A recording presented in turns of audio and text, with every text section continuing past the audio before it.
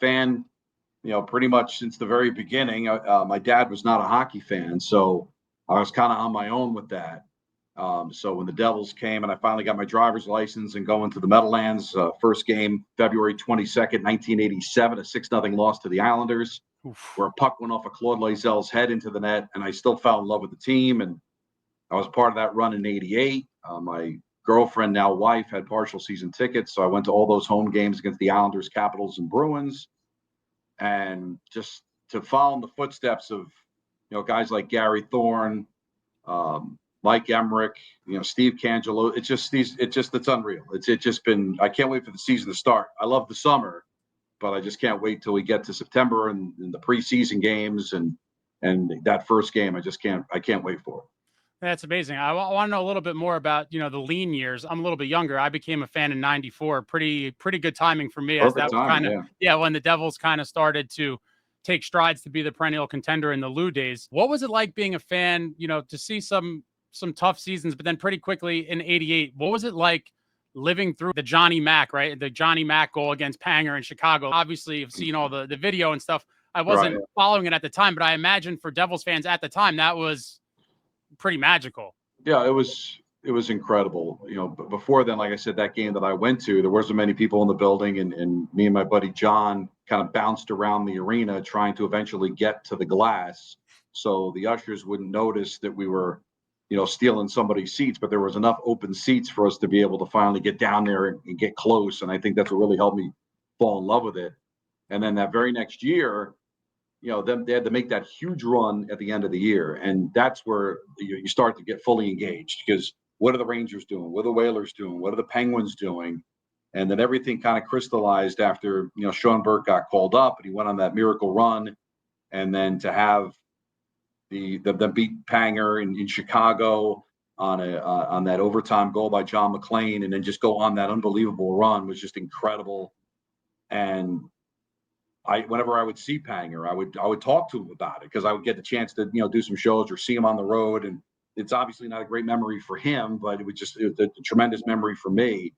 And that's where it just kind of all came together for me. Like that season, to finally see them become relevant.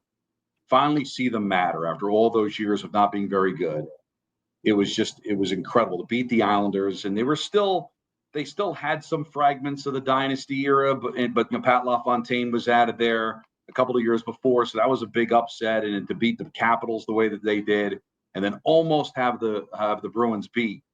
And quick story, after they lost Game 7, me, my buddy, my girlfriend, we was like, let's go to Newark and meet them when they come back. So we're sitting there at the gate waiting for them to come in. I guess Lou didn't want the team to go through the crowd of people.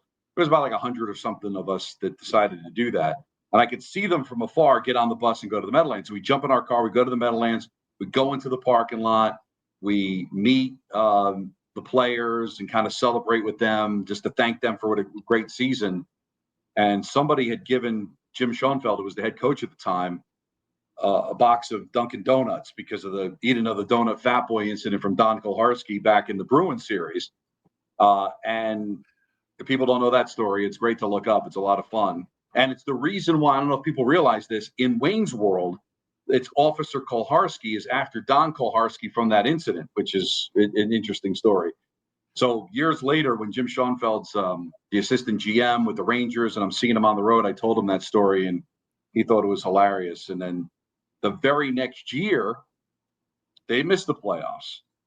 But I was part of the Devil fan club and got to go to meet a Devil. My favorite Devil at the time was Jim Korn, kind of a journeyman goon, and he didn't show up. And I got to sit with the broadcasters. And if I knew that was an option, I would have taken that option and got to meet Gary Thorne, got to meet the late Peter McNabb, Chris Moore, who was doing radio at the time.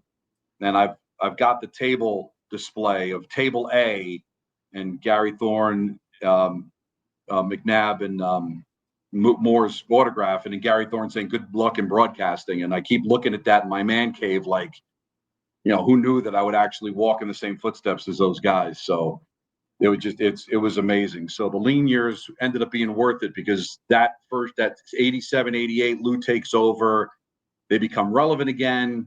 little bit of a hiccup in 89, but then in 90 becoming a perennial playoff team and then eventually winning the Stanley Cup is amazing. No, those are some great stories you just dropped. For anyone who wasn't sure, that should have told you everything you need to know about. Jim Korn gives it away, because let's face it, you have a massive audience, I'm sure. Half of those people have no idea who I'm talking about. Oh, no. He's number 14. Yeah, another quick, I don't mean to rattle up, but I love talking Devils hockey.